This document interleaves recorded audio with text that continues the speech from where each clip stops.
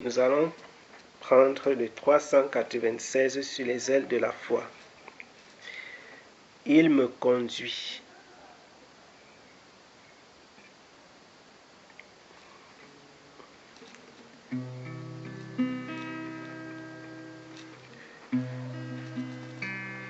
Il me conduit, douce pensée, repos pour mon âme lassée. En tout lieu son regard me suit, et par la main il me conduit. Il me conduit,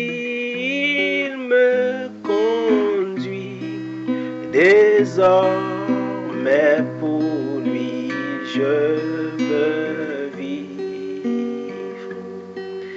Brebis fidèle, je veux suivre le bon berger qui me conduit.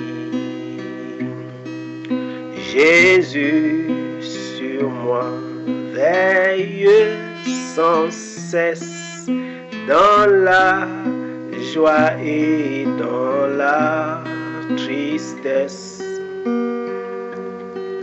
dans le jour comme dans la nuit, pas à pas sa main me conduit. Il me conduit, désormais pour lui je veux vivre. Brebis fidèle, je veux suivre le bon berger qui me conduit. Comme un rempart, il me protège et me préserve de tout piège. Loin de moi l'ennemi s'enfuit, quand par la main Christ me conduit. Il me conduit, désormais pour lui je veux vivre. Brebis fidèle, je veux suivre le bon berger qui me conduit. Quand mon heure sera sonnée, mon œuvre ici-bas terminée, je dirai dans la sombre nuit,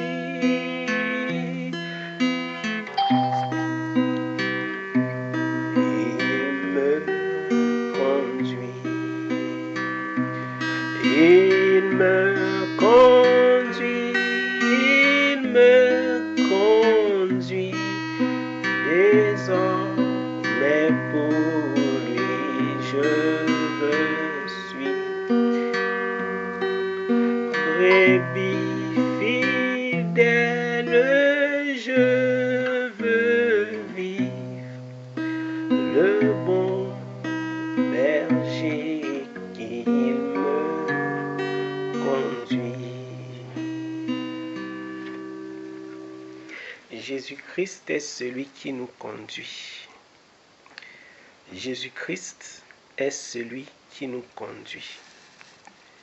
Celui qui nous soutient et qui nous garde. Celui qui nous protège par sa main puissante.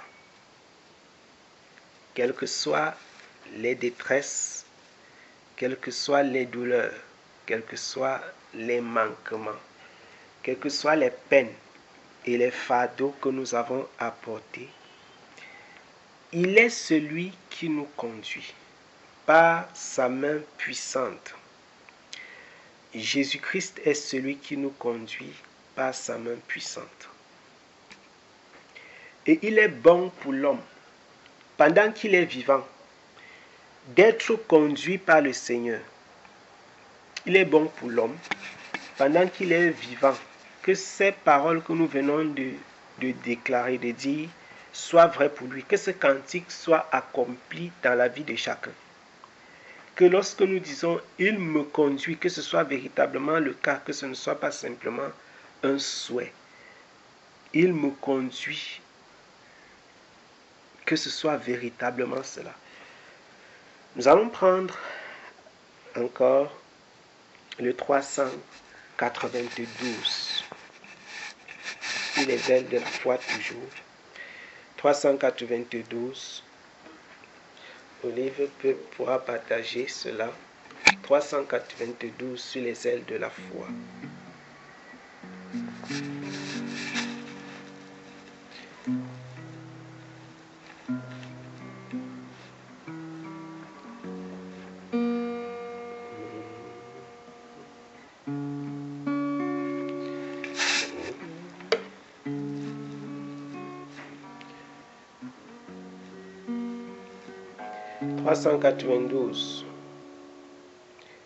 Celui qui met en Jésus une pleine confiance, jamais ne chancelle plus, complète sa délivrance par la foi.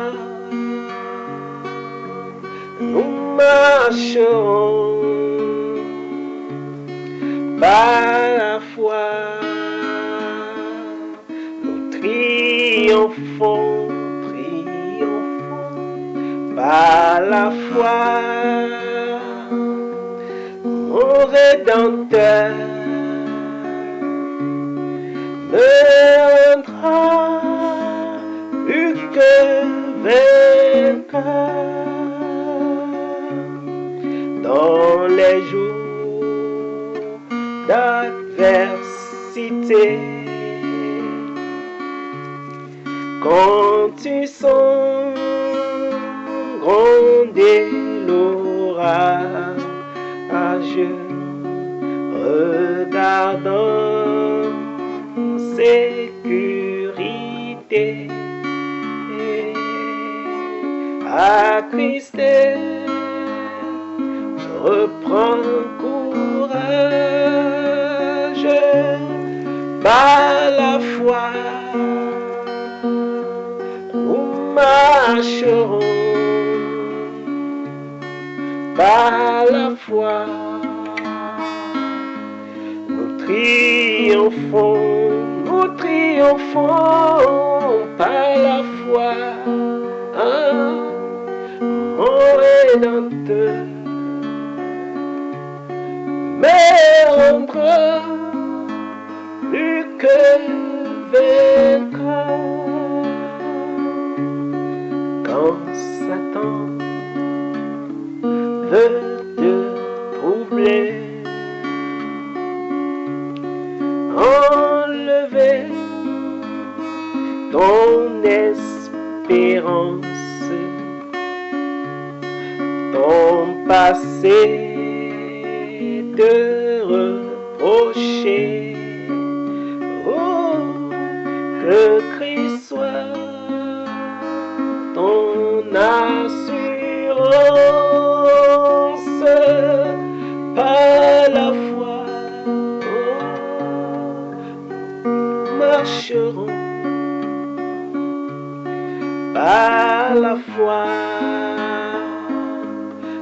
triomphons, oh, par la foi, mon Rédempteur me rendra plus que vainqueur. Par la foi, je marcherai en comptant sur ses promesses. Par lui je triompherai en tout temps de mes détresses. Par la foi nous marchons, par la foi nous triomphons, par la foi mon Rédempteur me rendra plus que vainqueur.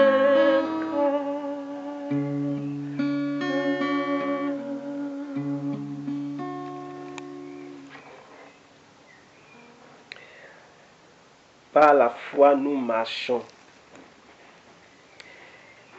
La parole de Dieu nous dit que ceux qui se confient dans le Seigneur ne seront pas confus.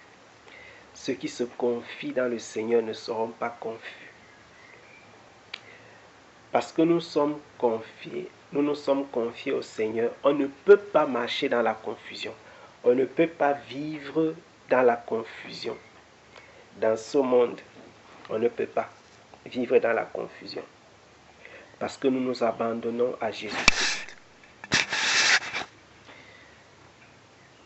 Celui qui met en Jésus une pleine confiance ne peut pas chanceler. C'est une grâce, c'est un privilège immense que de pouvoir mettre toute notre confiance dans le Seigneur. Prendre des moments de jeûne comme ceux dans lesquels nous sommes, comme ceux que nous avons initiés. C'est éprouvant pour la chair, mais c'est bénéfique à l'esprit. C'est éprouvant pour la chair, mais c'est très bénéfique pour l'esprit. Très bénéfique pour l'esprit. Nous sommes heureux parce que nous cherchons le Seigneur. Une personne qui cherche le Seigneur, qui soupire après Dieu, est une personne heureuse. C'est quelqu'un qui a découvert la véritable valeur de la vie. C'est quelqu'un qui sait que nous n'avons personne sur la terre et personne dans les cieux que Jésus-Christ. C'est pourquoi nous nous approchons de lui. C'est pourquoi nous nous inclinons devant lui. C'est pourquoi nous nous prosternons. Nous venons afin que le Seigneur nous touche, qu'il nous visite et qu'il nous change. Que le Seigneur nous touche, qu'il nous visite et qu'il nous change. Et Dieu est disposé et il est disponible pour le faire. Dieu est, je disais, disposé et disponible pour le faire. Nous allons rendre grâce à Dieu pour ces moments. Nous allons dire merci au Seigneur. Nous allons encore implorer sa grâce et sa bonté. Nous allons lui dire merci parce qu'il nous a donné, il nous a accordé la grâce de faire partie de ce programme.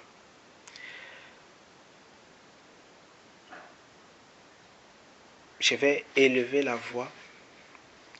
Père, nous voulons te bénir et nous voulons te célébrer. Nous voulons te louer et t'adorer car tu es un Dieu digne de recevoir l'honneur, la louange, la majesté, la puissance et la gloire d'éternité en éternité. Ton nom est grand et merveilleux. Tu es puissant au-delà de tout ce que la bouche d'un homme peut déclarer. Seigneur, nos qualificatifs, nos adjectifs ne sont pas dignes pour dire à suffisance ce que tu représentes. Tu es plus que ce que l'homme peut dire. Tu es plus que ce que nous pouvons mesurer. Ton nom est digne de recevoir notre louange, Père. Tu es digne de recevoir l'honneur d'éternité en éternité. C'est toi qui as voulu, Roi de gloire, instituer ces moments dans ta présence. Des moments pendant lesquels nous savons que tu vas toucher et visiter les uns et les autres. Tu vas transformer, renouveler chacun d'entre nous. Tu vas nous donner, Père, de te rencontrer véritablement, d'être vivifié, touché, changé, transformé. Seigneur, tu vas nous accorder la grâce de voir notre passé sombre être effacé. Que toutes les chaînes qui nous retenaient dans la captivité puissent tomber. Que tous les liens puissent être brisés. Toutes les formes de maladie puissent être, Père éternel, éliminées. Et que toute forme d'assujettissement, de captivité, d'oppression ou même de possession, Père éternel, puisse être ôtée et que la liberté descende de ta part pour ceux-là qui s'inclinent devant toi en esprit et en vérité, qui te cherchent de tout leur cœur. Nous te prions et nous te supplions, Seigneur, afin que tu puisses te glorifier encore, que tu puisses te manifester, que tu puisses élever, célébrer ton nom, que tu nous accordes un sujet de témoignage, un sujet d'action de grâce, un sujet de louange. Merci Seigneur pour tout ce que tu fais. Merci pour les choses merveilleuses que tu accomplis. Ta bonté, Père, est élevée au-dessus de tout ce que nous pouvons déclarer. Merci Père pour tout ce que tu accomplis. Merci Éternel. Que toute la gloire te revienne dans le saint et le précieux nom de Jésus-Christ notre Sauveur. Nous avons prié. Amen. Amen.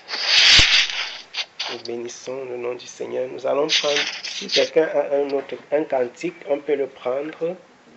Sinon, je vais proposer. Je ne sais pas si vous avez des cantiques. On va prendre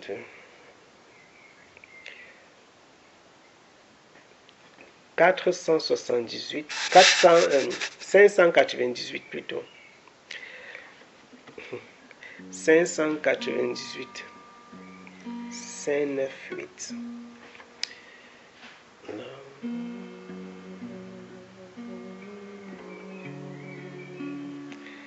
598.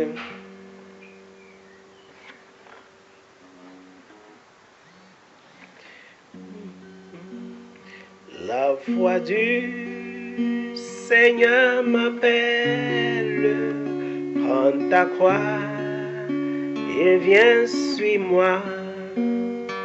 Je réponds, Sauveur fidèle, me voici, je suis à toi.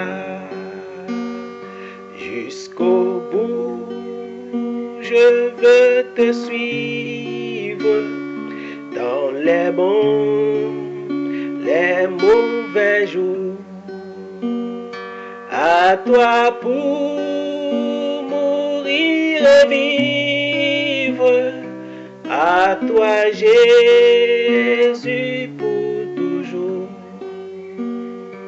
Mais le chemin du calvaire est étroit et périlleux. C'est un chemin solitaire, difficile et ténébreux. Jusqu'au bout, je veux te suivre dans les bons, les mauvais jours. À toi pour mourir et vivre, à toi Jésus pour toujours. Il faut quitter ce qu'on aime, savoir être mal jugé, endurer l'injure même du monde, être méprisé. Jusqu'au bout, je veux te suivre dans les bons, les mauvais jours. À toi pour mourir et vivre, à toi Jésus pour toujours. Oui, perdre sa propre vie, consentir à n'être rien, n'avoir qu'une seule envie, aimer Jésus le seul bien. Jusqu'au bout, je veux te suivre dans les bons, les mauvais jours.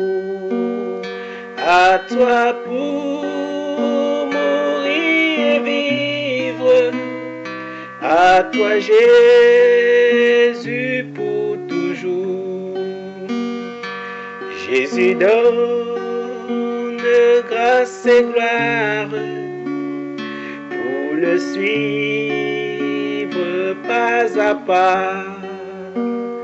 Avec lui, joie et victoire, paix et bonheur ici-bas.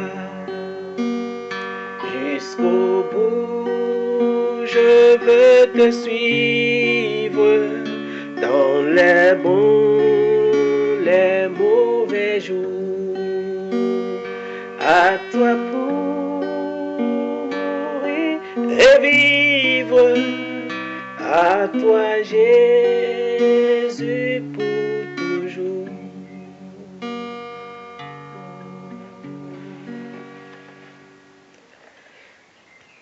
À toi pour mourir et vivre, à toi Jésus pour toujours.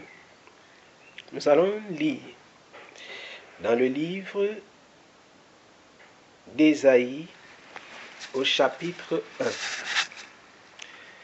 Ésaïe chapitre 1.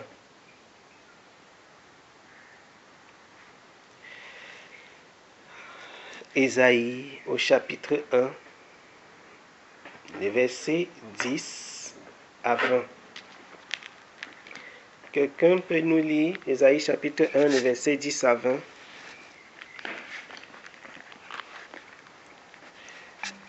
Ésaïe 1, versets 10 à 20. Après, je vais lire. Ok. Amen.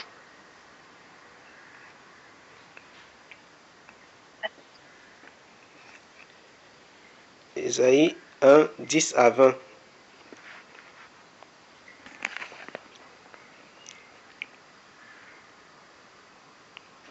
Que j'y suis. Je vais lire selon la version 8 secondes. Il est écrit: écoutez la parole de l'Éternel, chef de Saul. Prête l'oreille à la loi de notre Dieu, peuple de. Qu'ai-je à faire?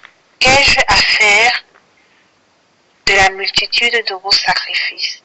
dit l'Éternel. Je suis rassasié des holocaustes du bélier et de la graisse des veaux. Je ne prends point plaisir au sang des taureaux, des brebis et des boucs. Quand vous venez vous présenter devant moi, qui vous demande de souiller mes parvis, cessez d'apporter de vaines offrandes. J'ai en horreur l'encens, les nouvelles lunes, les sabbats et les assemblées. Je ne puis voir le crime s'associer aux solennités. Mon âme haït vos nouvelles lunes et vos fêtes. Elles me sont en charge. Je suis lasse de les supporter. Quand vous étendez vos mains, je détourne de vous mes yeux. Quand vous multipliez les prières, je n'écoute pas. Vos mains sont pleines de sang. Lavez-vous, purifiez-vous, ôtez de devant mes yeux la méchanceté de vos actions. Cessez de faire le mal. Apprenez à faire le bien, recherchez la justice, protégez l'opprimé, faites droit à l'orphelin, défendez la veuve. Venez et plaidons, dit l'Éternel. Si vos péchés sont comme le cramoisi, ils deviendront blancs comme la neige. S'ils sont rouges comme la pourpre, ils deviendront comme la laine. Si vous avez de la bonne volonté et si vous êtes docile, vous mangerez les meilleures productions du pays. Mais si vous résistez et si vous êtes rebelle, vous serez dévorés par le glaive, car la bouche de l'Éternel a parlé. Amen. Amen. Car la bouche de l'Éternel a parlé. Nous allons lire encore. Nous allons lire encore dans la parole du Seigneur. Dans le livre de 2 Samuel. 2 Samuel. 2 Samuel.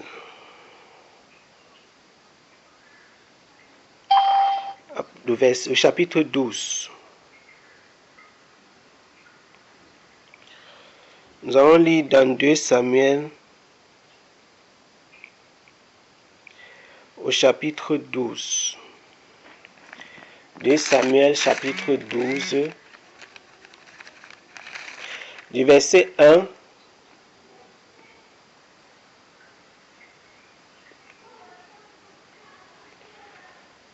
du verset 1 au verset 14.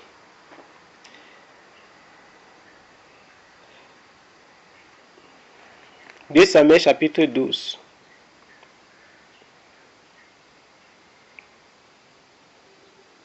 Non, pas au verset 14. On va aller plus loin. 2 Samuel chapitre 12.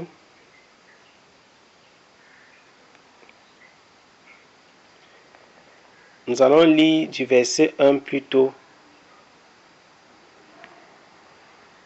jusqu'au verset 24. Voilà. C'est vrai que c'est vraiment un chapitre qui est très intéressant. J'aurais aimé qu'on le lise entièrement. Quelqu'un va nous lire ça.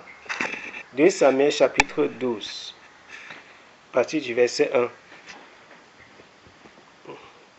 On va peut-être lire jusqu'à la fin.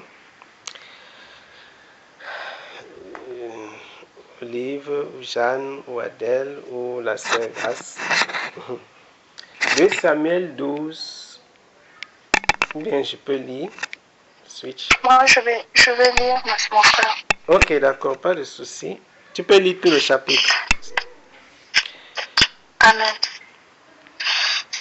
Lisons la parole de Dieu dans 2 Samuel 12, de 1 à la fin, à 14. À 31.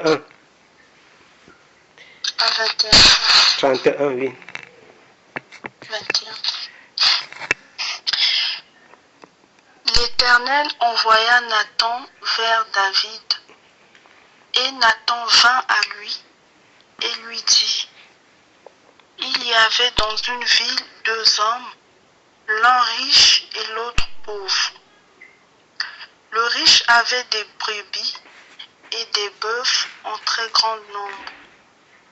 Le pauvre n'avait rien du tout qu'une petite brebis qu'il avait achetée.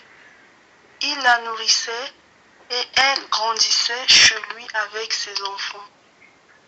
Elle mangeait de son pain, ses enfants, elle mangeait de son pain, buvait dans sa coupe, dormait sur son sein, et il la regardait comme sa fille. Un voyageur arriva chez l'homme riche, et le riche n'a pas voulu toucher à ses brebis ou à ses bœufs pour préparer un repas au voyageur qui était venu chez lui. Il a pris la brebis du pauvre et l'a apprêtée pour l'homme qui était venu chez lui. La colère de David s'enflamma violemment contre cet homme et il dit à Nathan, l'Éternel est vivant, l'homme qui a fait cela mérite la mort. Et il rendra 4 brebis pour avoir commis cette action et pour avoir été sans pitié. Et Nathan dit à David, tu es cet homme-là, ainsi parle l'Éternel, le Dieu d'Israël. Je t'ai oint pour roi sur Israël et je t'ai délivré de la main de Saoul. Je t'ai mis en possession de la maison de ton maître. J'ai placé dans ton sein les femmes de ton maître et je t'ai donné la maison d'Israël et de Juda. Et si cela avait été peu, j'y aurais encore ajouté. Pourquoi donc as-tu méprisé la parole de l'Éternel en faisant ce qui est mal à ses yeux? Tu as frappé de l'épée Uri, le Héthien, tu as pris sa femme pour en faire ta femme, et lui tu l'as tué par l'épée des fils d'Ammon. Maintenant, l'épée ne s'éloignerait jamais de ta maison, parce que tu m'as méprisé et parce que tu as pris la femme d'Uri, le Héthien, pour en faire ta femme. Ainsi parle l'Éternel, voici, je vais faire sortir de ta maison le malheur contre toi, et je vais prendre sous tes yeux tes propres femmes pour les donner à un autre, qui couchera avec elle à la vue de ce soleil. Car tu as agi en secret, et moi je ferai cela en présence de tout Israël et à la face du soleil. David dit à Nathan, j'ai péché contre l'Éternel, et Nathan dit à David, l'Éternel pardonne ton péché, et tu ne mourras point. Mais parce que tu as fait blasphémer les ennemis de l'Éternel, en commettant cette action, le fils d'aîné mourra. Et Nathan s'en alla dans sa maison. L'Éternel frappa l'enfant que la femme d'Uri avait enfanté à David, et il fut dangereusement malade. David pria Dieu pour l'enfant et jeûna, et quand il rentra, il passa la nuit couché par terre. Les anciens de sa maison insistèrent auprès de lui pour le faire lever de terre, mais il ne voulut point, et il ne mangea rien avec eux. Le 7e jour, l'enfant mourut. Les serviteurs de David craignaient de lui annoncer que l'enfant était mort. car il disait, voici, lorsque l'enfant vivait encore, nous lui avons parlé et il ne nous a pas écoutés. Comment oserons-nous lui dire, l'enfant est mort? Il s'affligera bien davantage. David aperçut que ses serviteurs parlaient tout bas entre eux et il comprit que l'enfant était mort. Il dit à ses serviteurs, l'enfant est-il mort? Et ils répondirent, il est mort. Alors David se leva de terre et il se lava, soignit et changea de vêtements. Puis il alla dans la maison de l'Éternel et se prosterna. De retour chez lui, il demanda qu'on lui serve à manger et il mangea. Les serviteurs lui dirent, que signifie ce que tu fais? Tandis que l'enfant vivait, tu jeûnais et tu pleurais. Et maintenant que l'enfant est mort, tu te lèves et tu manges. Amen. Amen. Alors, il y a, c'est vrai que tu n'as pas la suite. En réalité, il y a la suite qu'on pourrait tout aussi bien lire. Ce qui se passe par la suite, à partir du verset, je crois que tu n'as pas lu à partir du verset 22 jusqu'à la fin. Il faut lire du verset 22 jusqu'à la fin, verset 31. Amen. Il répondit, lorsque l'enfant vivait encore, je jeûnais et je pleurais, car je disais, qui sait si l'Éternel n'aura pas pitié de moi, et si l'enfant ne vivra pas. Maintenant qu'il est mort, pourquoi puis-je le faire revenir? J'irai vers lui, mais il ne reviendra pas vers moi. David consola Bath-sheba, sa femme, et il alla auprès d'elle et coucha avec elle. Elle enfanta un fils qui appela Salomon et qui fut aimé de l'Éternel. Il le remit entre les mains de Nathan, le prophète, et Nathan lui donna le nom de Jédidja, à cause de l'Éternel. Joab, qui assiégeait Rabat, des fils d'Ammon, s'empara de la ville royale et envoya des messagers à David pour lui dire, j'ai attaqué Rabat et je me suis déjà emparé de la ville des eaux. Rassemble maintenant le reste du peuple, campe contre la ville et prends-la de peur que je ne la prenne moi-même et que la gloire ne m'en soit attribuée. David rassembla tout le peuple et marcha sur Rabat. Il attaqua et s'en rendit maître. Il enleva la couronne de dessus la tête de son roi. Elle pesait un talon d'or et était garnie de pierres précieuses. On l'a mis sur la tête de David, qui emporta de la ville un très grand butin. Il fit sortir les habitants et il les plaça sous des scies, des herses de fer et des haches de fer, et les fit passer par des fours à briques. Il traita de même toutes les villes des fils d'Ammon. David retourna à Jérusalem avec tout le peuple. Amen.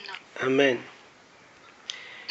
Alors, nous avons David qui a péché. David a péché contre le Seigneur. il a pris l'épouse, la femme de quelqu'un. Il a fait tuer la personne.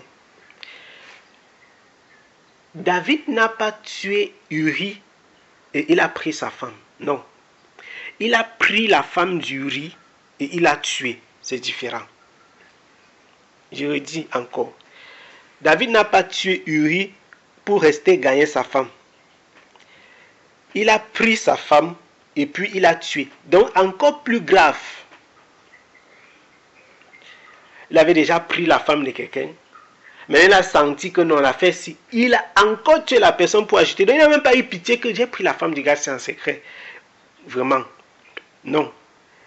Il a tué le gars après avoir déjà couché avec sa femme. Dieu a été en colère contre ça. Le péché de David est monté devant le Seigneur.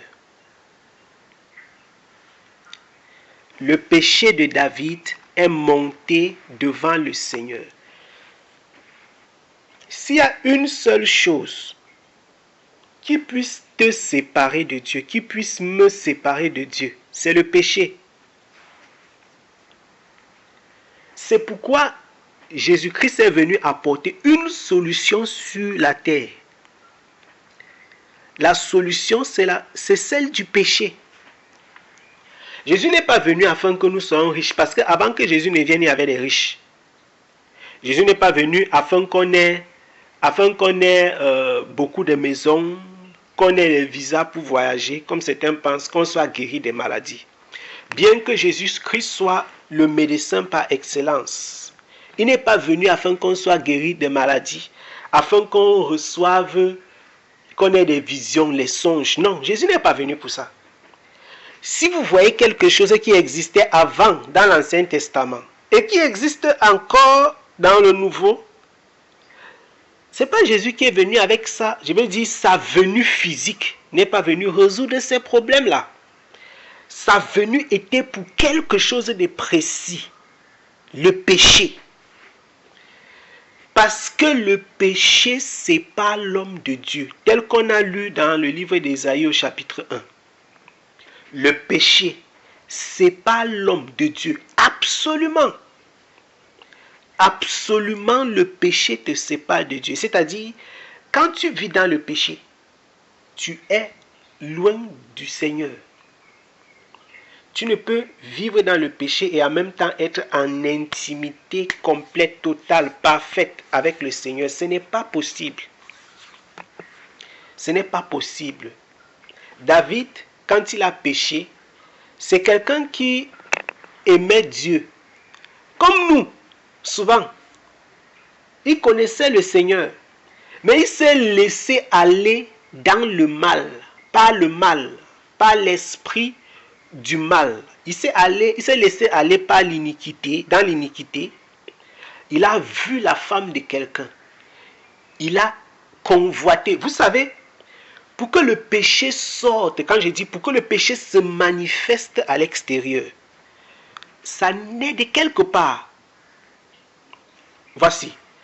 David a vu la femme de quelqu'un. Il a regardé. Exactement comme Ève avait regardé la pomme. La Bible déclare que quand elle a regardé, elle dit la pomme, le fruit, parce que ce n'était pas la pomme. Voilà. Les gens ont tellement dit la pomme que c'est venu la pomme. Elle a regardé le fruit. La Bible déclare qu'elle a regardé et la Bible dit que c'est écrit là-bas que c'était agréable à manger. Donc elle a regardé et elle a pensé que c'est bon. Vous voyez un peu, c'est ce qui s'est passé dans la tête d'Ève. Avant même que Satan ne commence. Donc avant que Satan ne lui donne tous les arguments. Donc il y avait la convoitise dans le cœur. Il vient, il dit que, est-ce que Dieu a dit que vous ne devez pas manger de tous les arbres? Est-ce que c'est vraiment ce qu'il a dit? Non, c'est rien, c'est rien. La convoitise. Avant de passer à l'acte, avant que Satan ne la pousse finalement, parce que l'acte, c'est l'acte de manger. Mais avant que le péché ne passe au plan pratique, il y a le péché qu'on ne voit pas. C'est le péché qu'on ne voit pas qui cause celui que nous voyons. Donc si vous voyez une femme qui a trompé son mari, si vous voyez un homme qui a trompé sa femme, un jour, cette personne marchait en route, a rencontré une femme. Au lieu de passer sa route, il a salué la femme là qu'il ne fallait pas qu'il la salue. Bonjour, bonjour. Comment vous vous appelez? Est-ce que je peux vous déposer? C'est comme ça commence. Déposer, supposons que tu as posé un acte de bonne volonté, bonne charité et que tu voulais aider. Le déposer là devient, ok, tu l'as déposé, au revoir. Maintenant, au lieu de dire au revoir, bye, ni vu ni connu, est-ce que je peux avoir votre numéro? Tu vois, c'est comme ça que le péché naît. C'est ce qui se passe, ce qui s'est passé dans la vie de David. Ça se passe tous les jours dans ta vie, dans nos vies. C'est comme ça le péché naît. Comme Ève a regardé, elle a pensé. Elle a dit que ça peut être bon. Peut-être Satan a raison. Exactement comme ça. Est-ce que je peux avoir votre numéro? Pape, elle te donne le numéro. Un jour, tu t'ennuies, tu lui écris. Bonjour, c'est moi le monsieur qui vous avait... Ah, vraiment? Ok. Vous voyez comment le péché... Jusqu'à présent, tu n'as pas encore trompé ta femme, mais tu es déjà sur le boulevard, sur l'autoroute. Un matin, tu dis que non, j'ai les problèmes avec ma femme. Machin, je ne sais pas ce qui va se passer. Tu vas lui dire, est-ce qu'on peut se rencontrer? Est-ce que, machin, là où je vous ai vu là, est-ce que c'est là-bas tu travailles? Vous allez discuter. Tu vas dire que non, c'est une connaissance, c'est quelqu'un que... Un jour, avant d'ouvrir les yeux, tu vas te retrouver que tu es couché avec la même femme là sur un lit. Et on va dire que, mais comment il a pu faire ça? Comment le frère si... Aïe, aïe, aïe, aïe. Les gens seront scandalisés. Les gens seront choqués. Mais Dieu n'est pas choqué parce que ça a commencé un jour. Ce n'est que le péché. Ça a commencé quelque part. C'est pourquoi il faut chercher le problème du péché plus loin que dans les actes. Si nous traitons notre cœur, si tu traites ton cœur, c'est-à-dire les problèmes qui s'attaquent à notre cœur, au-delà de nos actions, parce que ce que tes pieds font, ce que tes mains font, c'est le résultat de ce que tes yeux ont regardé, ce que tes oreilles ont écouté, ce que ta pensée a projeté. Parce que c'est le cerveau qui contrôle les mains, c'est-à-dire là où je suis, là où tu es. Si tu vois un plat de nourriture posé sur la table, comme nous sommes en train de gêner là, tu regardes, ça t'attire, tu regardes, ça t'attire. Si ton cerveau ne donne pas l'ordre à ta main que prends le repas si tu manges, jamais ta main ne peut prendre. Si ta main prend, c'est que c'est la sorcellerie. Si un jour quelqu'un reste comme ça, il ne donne pas l'ordre à sa main de faire quelque chose, et la main fait ça, vraiment, mon ami, tu es mal barré. Parce que là, ce que tu as, c'est un problème. Soit c'est vraiment un problème spirituel que tu es possédé d'un démon, ta pensée, tu n'es plus au contrôle de ton âme. C'est-à-dire il faut qu'on te délivre. Ou alors vraiment, je ne sais pas de quoi tu souffres. Parce que quand ton pied doit partir quelque part, quand ta main doit toucher quelque chose, ça vient de ton cerveau. Ça vient du cerveau. C'est toi qui commandes.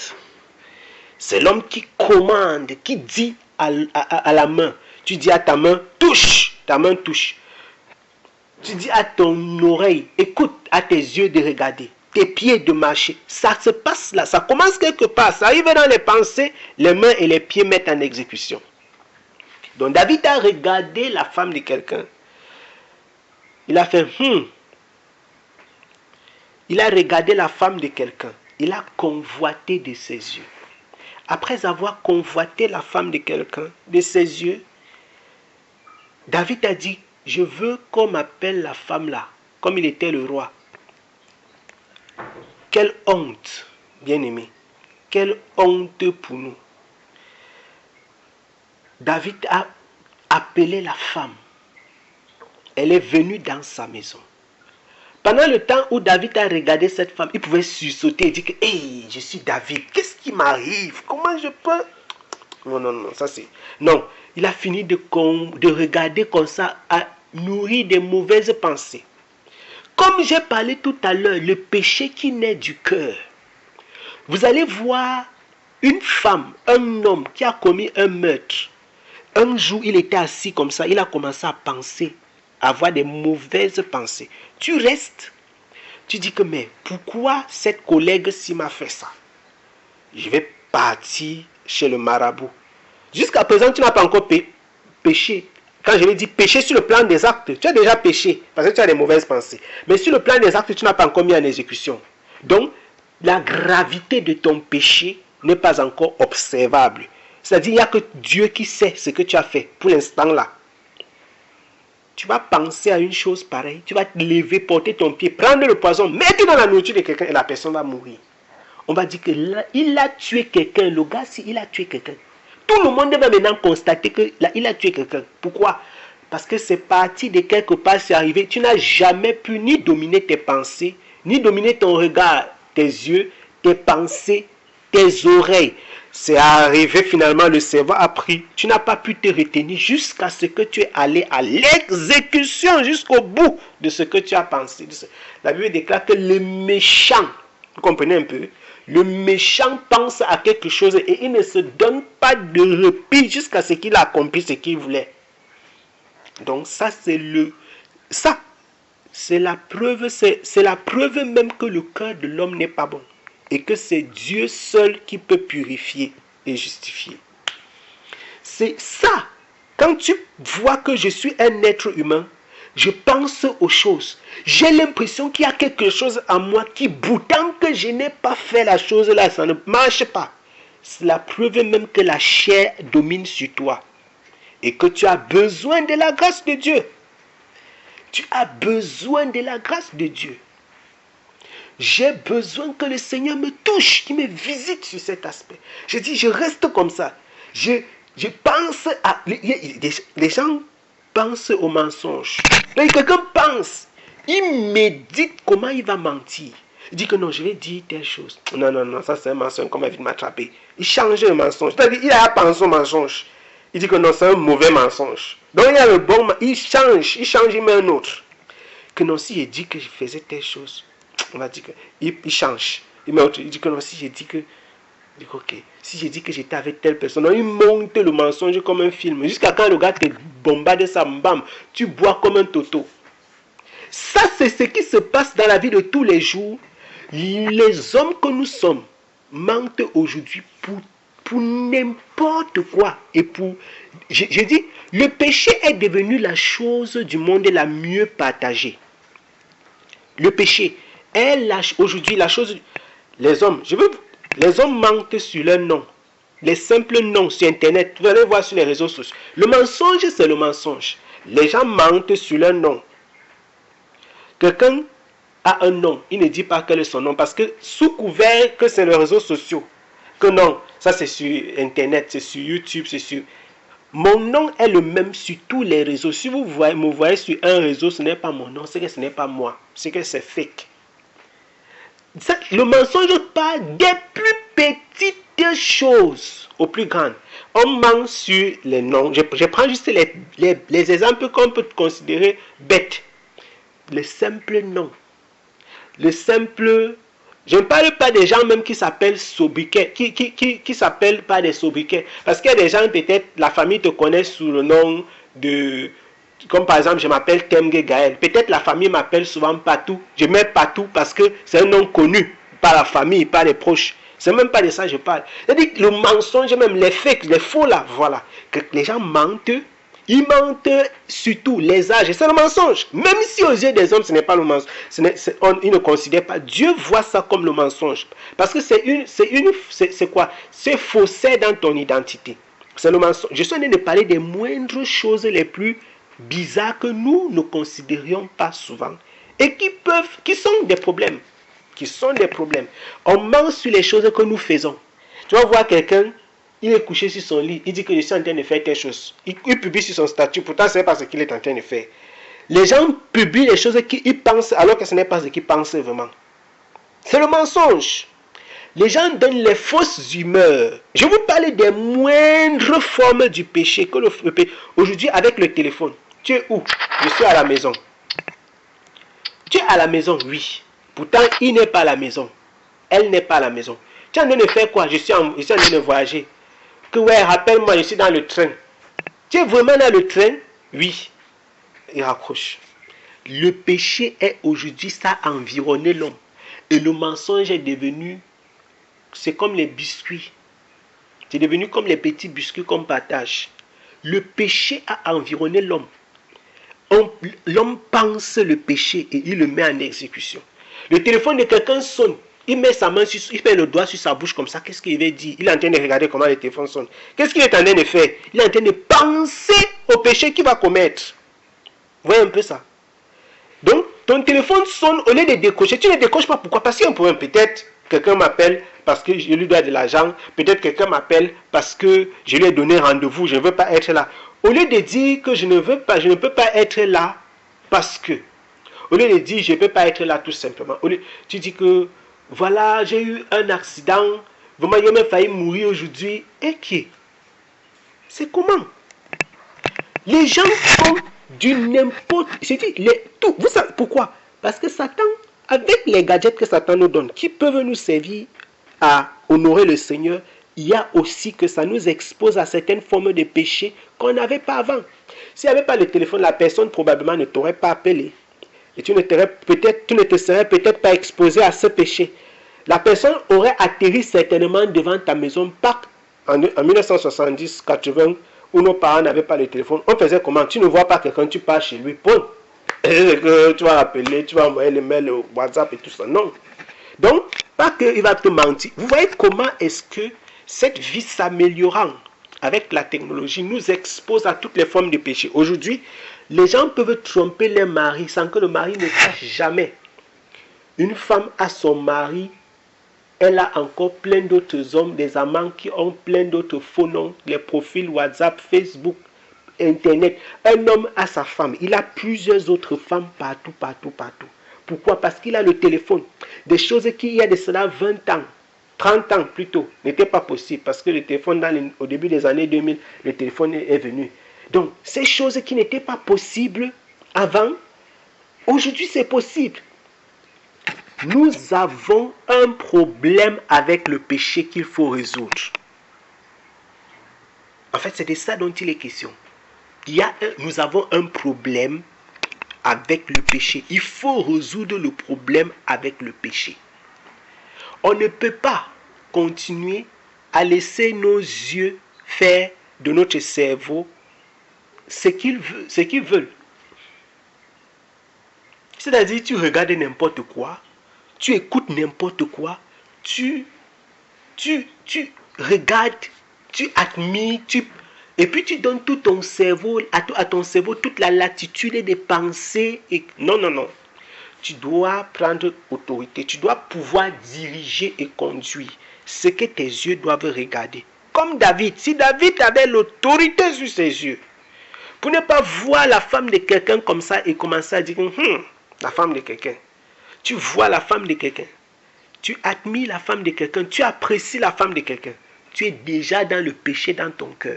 C'est pourquoi Jésus va donc aller. Vous voyez, dans l'Ancien Testament, on disait que si on t'attrape avec une femme, vous êtes en train de coucher.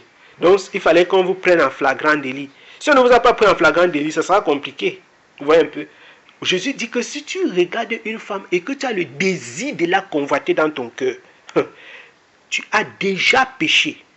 Jésus a élevé la barre très haut. Très très haut. Si tu la regardes seulement comme ça, tu penses ce que tu as péché.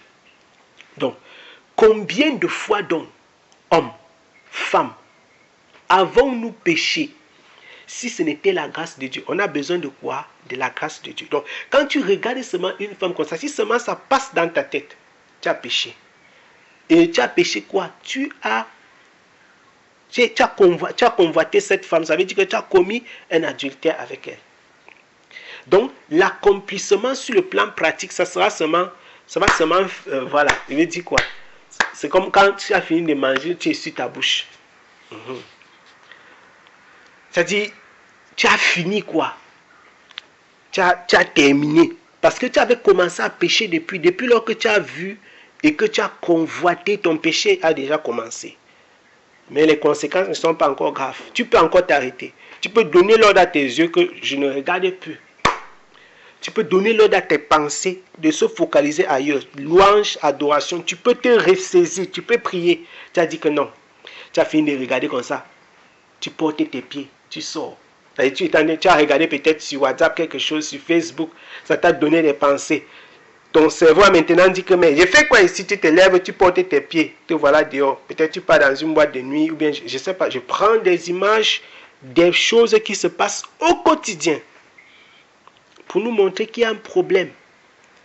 Il y a un problème à traiter. David a péché contre le Seigneur. Malheureusement. Et David a fait ce que nous faisons tous les jours. C'est ce que je veux en fait nous faire comprendre aujourd'hui.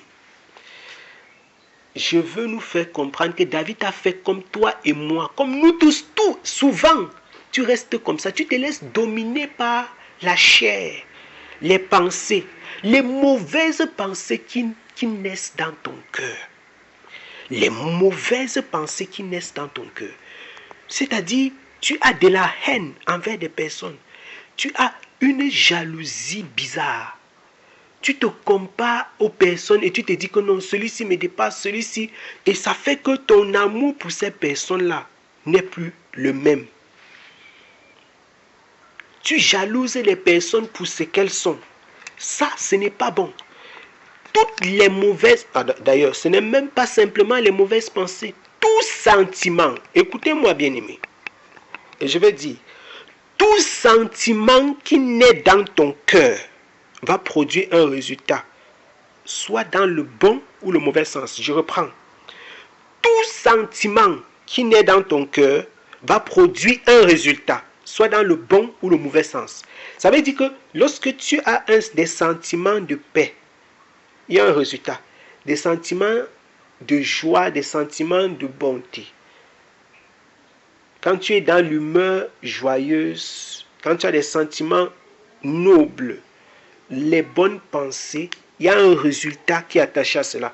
Si tu as aussi des sentiments tels que la jalousie, tu regardes quelqu'un comme ça, tu toises, que la fille, elle aime tout simplement, qu'elle aime qu'on voit. Sache qu'il y a aussi quelque chose qui est attaché à ça.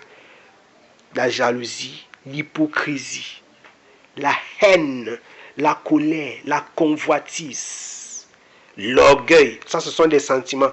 Ce sont des choses qui sont dans le cœur. Et en réalité, pour qu'on voit ça à l'extérieur, il faut que ça quitte de l'étape sentiment maintenant pour arriver dans tes membres. Tu vas donc entendre, on va dire que la fille si aime crâner jusqu'à... Quand on dit qu'elle aime crâner, c'est parce qu'on a vu quelque chose. Ça veut dire que c'est sorti de son cœur pour arriver dans ses membres. Donc, quand elle marche, elle fait son corps comme ça, là, tout le monde dit que elle aime trop crâner. Pourquoi les gens disent ça? Parce que le sentiment qui normalement était dans ton cœur, que Dieu seul voyait et il savait que c'est un péché, c'est quitté de ton cœur justement maintenant. Tu n'as jamais réussi à traiter ça. Tout le monde a vu. Quand on dit que la femme, c'est une sale bouche. Pourquoi? Parce que quand tu parles, chacun fait seulement Seigneur, comment une femme peut parler comme ça? Quand on dit que le monsieur si est méchant, parce que quand tu frappes, c'est-à-dire, tu es quelqu'un de colérique, tu es quelqu'un de violent. Cette violence est sortie de toi, ça s'est extériorisé. Et maintenant, on a pu voir. Ouais, un peu. Quand on dit que non, le type si est frivole, il est normalement frivole souvent en cachette. C'est-à-dire, même quand il prend son téléphone comme ça, personne n'est dedans pour voir. Quand il pense dans son cœur que je vais appeler telle, je vais prendre telle fille, je vais lui écrire, telle fille, je vais lui envoyer tel montant, telle, je vais... Tout ça, personne ne voit. Quand il pense à ça dans son cœur. Mais le jour où il entre dans l'hôtel ici, il sort là-bas, il fait... Là, on peut voir le péché qui est caché. C'est celui-là qui fait naître celui qu'on observe. Donc, on ne va pas dire... Ça, c'est un coureur de jupons, alors que rien n'a été vécu. Mais tout ce qui est vécu, tout ce qui est observé, est le résultat de quelque chose qui est caché dans le secret du cœur. Caché et que personne ne voit. C'est pourquoi il faut traiter ton cœur. Il faut traiter. Souvent, pour les enfants de Dieu, on cultive les gros problèmes. Gros problèmes comme ça, comme je suis en train de faire sur mes mains là. On ne sait exactement pas qu'on a des problèmes à résoudre. J'ai un problème. Je suis orgueilleux et c'est à cause de mon orgueil que je me compare toujours aux gens. Il y a des personnes, il y a plusieurs façons de se comparer aux personnes. Parlant de l'orgueil. Je fais un crochet là. Je n'ai pas trop. Voici, je vais dire quelque chose. L'orgueil. Tu peux être orgueilleux parce que quand tu regardes les gens, tu les regardes toujours petits. Ça, c'est une forme d'orgueil. Tu regardes toujours les gens de haut. Que ça, c'est qui? Ça, c'est l'orgueil. Il faut aussi savoir que tu peux être orgueilleux parce que tu regardes toujours les gens de bas. Ça, c'est aussi une autre forme d'orgueil. Et cette forme est encore plus subtile et même très dangereuse. Les orgueilleux qui regardent les gens de haut, c'est-à-dire ils regardent les gens et disent que celle-ci, elle ne sait rien faire. Regardez comment elle s'habille. Parce que même dans la maison de Dieu, même parmi les chrétiens, quand ils parlent de la maison de Dieu, il y a des choses pareilles. Regardez comment celle-ci s'habille. Regarde, peut-être elle n'est pas encore affermie comme toi. Regarde comment elle parle. Peut-être tu n'exhortes pas, tu es orgueilleux dans ton cœur. C'est-à-dire j'ai une forme d'orgueil. Tu te regardes, tu te vois toujours de haut. Moi je suis ceci, moi j'ai le bac, moi j'ai la licence, moi je suis docteur. L'orgueil, tu te vois haut et les autres bas. L'autre forme, c'est que tu te vois toujours bas et les autres haut. C'est une autre forme d'orgueil. Les gens qui se voient toujours bas et les autres toujours haut, ça veut dire que souvent dans certains cas, surtout dans cette circonstance, c'est que tu aurais aimé que ce soit toi qui sois haut et les autres bas. Vous voyez un peu? Donc, ton orgueil fait que tu ne supportes pas que les autres soient hauts et que tu sois bas. Ça, c'est alors une forme d'orgueil dangereuse qui pousse à la convoitise et à la haine. Donc, quand je me regarde comme ça, je dis que pourquoi moi j'ai le bac et j'ai 100 000. Pourquoi celui-ci, il a le CEP et lui, il est inspecteur, il travaille à la douane. Pourquoi lui, il a 500 000? Pourquoi il a conçu un duplex et moi, je suis là, je souffre. Donc, tous les gens, il y a des personnes que tous ceux qui voient autour d'eux, leur problème dans la vie, c'est qu'ils regardent tout le monde de haut. Même les bienfaits que le Seigneur leur a accordés, ils ne voient jamais. Ça, c'est une terrible forme d'orgueil. Une forme d'orgueil qui fait que dans ton cœur, tu as toujours envie que ce soit toi qu'on voit au-dessus et que les autres soient en bas. Mais comme le Seigneur a voulu que les autres soient en haut pour que tu les admires, afin que ton orgueil soit brisé, tu ne vois pas ça. Donc tu ne vois pas que Dieu veut briser ton orgueil là. Mais tu es plutôt en train de dire que Yish, il ne devait pas être là-bas, moi je devais être là-bas. Vous voyez un peu? C'est grave ça. Et le Seigneur veut travailler tous ces aspects de notre vie. Et donc, tu vas toujours regarder comme ça, comparer, dire que mais pourquoi lui, pourquoi eux ils sont là-bas? Pourquoi moi, tout ce qui est fait pour être comme eux, je n'y parviens pas? Tu ne comprends pas qu'il y a une forme d'orgueil. L'apôtre Paul va donc dire, notre frère Paul dit que nous devons considérer les autres comme étant supérieurs à nous. Donc, je n'ai pas envie, et j'ai l'habitude de dire, je ne veux pas ouvrir les grands ministères, je ne veux pas qu'on dise que c'est un grand serviteur de Dieu, c'est un grand ceci, c'est un grand quoi. Non, je ne veux pas.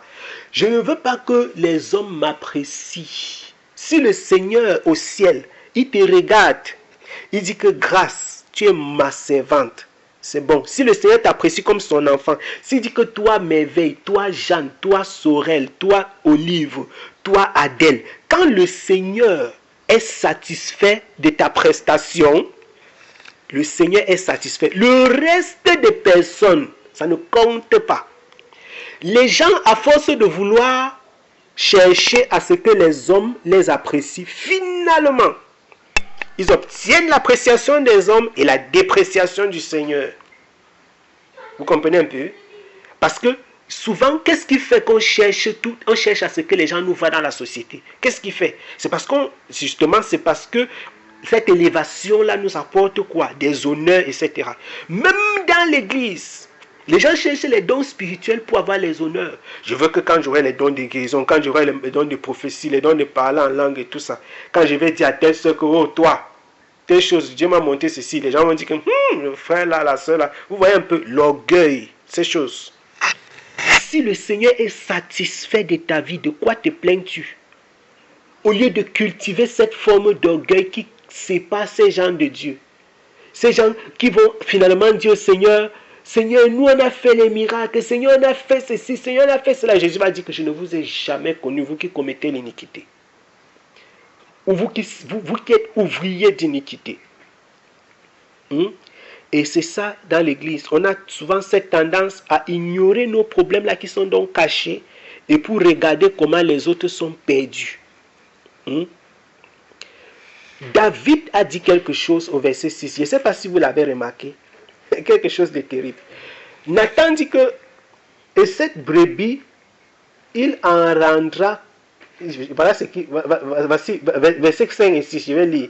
La colère de David s'embrasa fort contre cet homme. Quand Nathan lui a raconté l'histoire, je ne sais pas si vous avez remarqué ce détail dans la fin du verset 6. Écoute ce que David va dire. David, il dit à Nathan, l'Éternel est vivant, l'homme qui a fait cela est digne de mort. Incroyable. Et pour cette brebis, il en rendra 4. Puisqu'il a fait cela et qu'il a été sans pitié. Incroyable. Écoutez ce que je suis en train de dire. Écoutez. David dit que l'homme qui a fait ça a été sans pitié pour l'autre. Pourtant, c'est lui, David, qui a été sans pitié. Pendant que David est en train de donner la sentence, il est sans pitié dans sa sentence. Donc David a été 2 fois sans pitié. Eh Seigneur, ça, quand j'ai lu le mot sans pitié, si ça m'a fait frémir dans mon corps. Je ne sais pas si vous comprenez ce que je suis en train de dire là maintenant.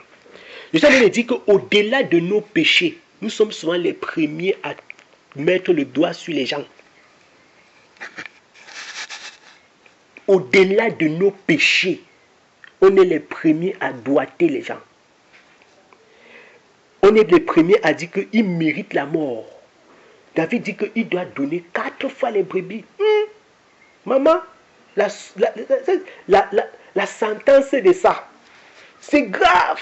David a cogné fort. Vous entendez ça? David a fait fort. Donc tu as volé la femme de quelqu'un. On t'a raconté ta propre histoire, tu t'es encore puni. Nous sommes souvent sans pitié envers les gens qui font les mêmes choses que nous sommes capables de faire, qui commettent les mêmes erreurs que nous pouvons commettre. Peux-tu avoir un peu de grâce? Peux-tu ouvrir la porte de la grâce pour laisser quelques personnes entrer? Il a été sans pitié. Ah bon? Toi, tu as eu pitié? Combien de fois donc? Et puis nous terminons par là. Bien-aimés, combien de fois avons-nous été sans pitié et avons-nous traité les autres de sans pitié? C'est-à-dire, pendant que tu es sans pitié, tu es en train de traiter les gens de sans pitié. Tu vois ça? Tu commets une faute et tu te tournes, tu condamnes la même faute. Tu commets une faute, tu te tournes, tu condamnes. Nathan lui dit que mon frère, c'est toi, cet homme, tu es cet homme-là. Dans la version occidentale, on dit tu es cet homme-là. Ainsi dit l'Éternel. La sentence va tomber maintenant, bang. Et on voit tout ce que David va subir par la suite. On voit tout ce que David va subir par la suite. Comment il va perdre son enfant, ce premier enfant que Bathsheba avait eu, qui était le fruit du péché.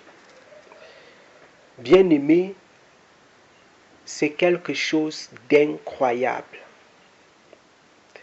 Le cœur de l'homme, avec cette tendance, cette façon de s'élever, de voir la faute des gens, de voir le péché des gens et de ne pas s'adonner à Dieu, de ne pas s'humilier devant le Seigneur, de ne pas s'abaisser devant le Seigneur pour dire, Seigneur, montre-moi mes erreurs.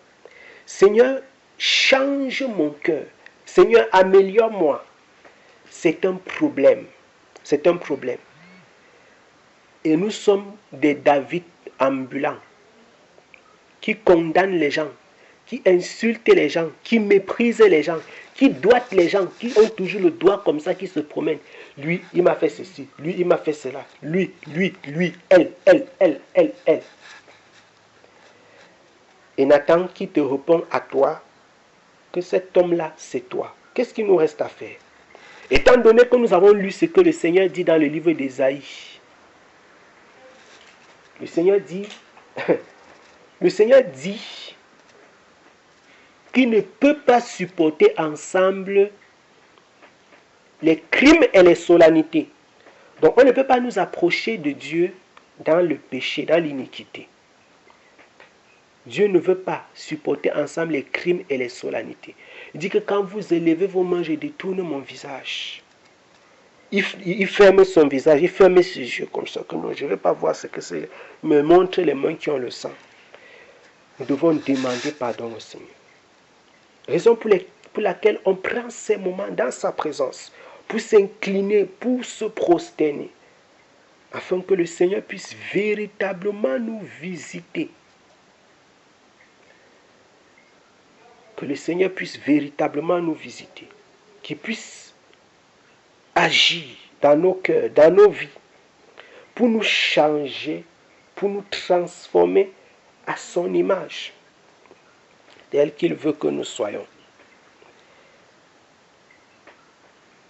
Puissions-nous ne pas être des personnes qui jugent au premier regard, qui condamnent rapidement, mais au contraire, qui accordent un peu de grâce, qui s'examinent. Ayant connu notre vie, sachant ce que nous sommes nous-mêmes, nous devons nous repentir. Nous avons beaucoup de fautes, beaucoup de fautes. Chacun dans sa vie, nous connaissons ce que nous sommes. Nous avons besoin de la grâce du Seigneur. Nous avons besoin de la grâce du Seigneur. Car sans lui, nous ne sommes rien. Comme Jésus lui-même a dit, sans moi, vous n'êtes rien. Et c'est vrai. Sans lui, nous ne sommes rien. Sans lui, nous ne sommes rien. Nous allons prendre le cantique avant de prier.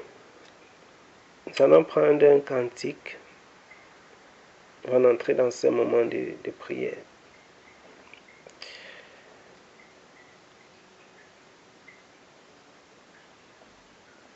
Le numéro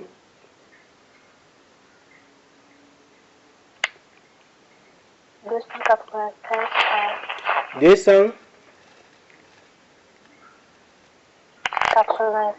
accepte mon offrande. Ok, 296. 296. Vous pouvez coller dans le groupe.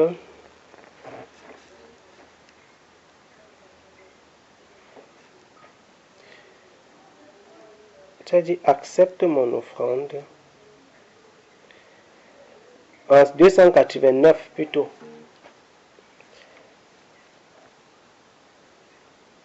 C'est mon joyeux service.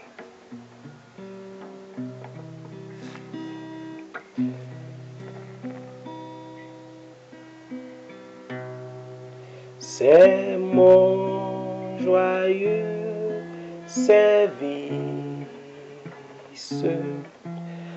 d'offrir en Jésus-Christ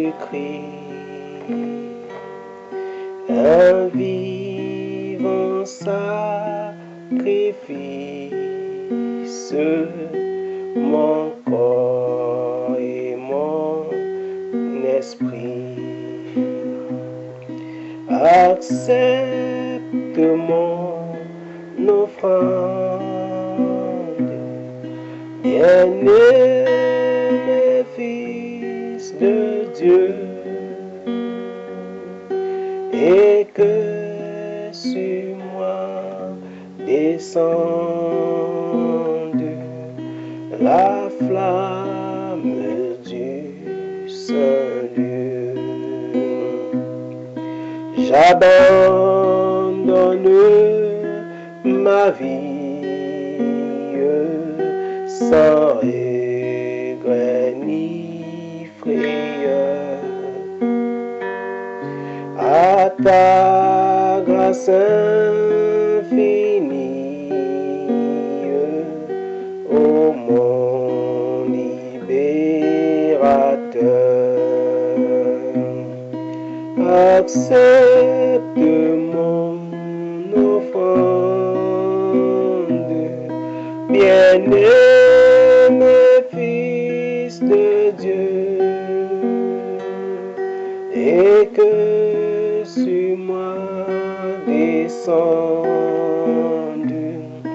la flamme du salut, qu'un feu nouveau s'allume par ton amour en moi, et dans mon cœur consume et qui n'est pas à toi. Accepte mon offrande, bien-aimé Fils de Dieu, et que sur moi descende la flamme du salut. Viens Jésus, sois mon maître, par ton sang racheté. À toi seul je veux être, et pour l'éternité. Accepte mon offrande, bien-aimé Fils de Dieu, et que sur moi descende la flamme du salut.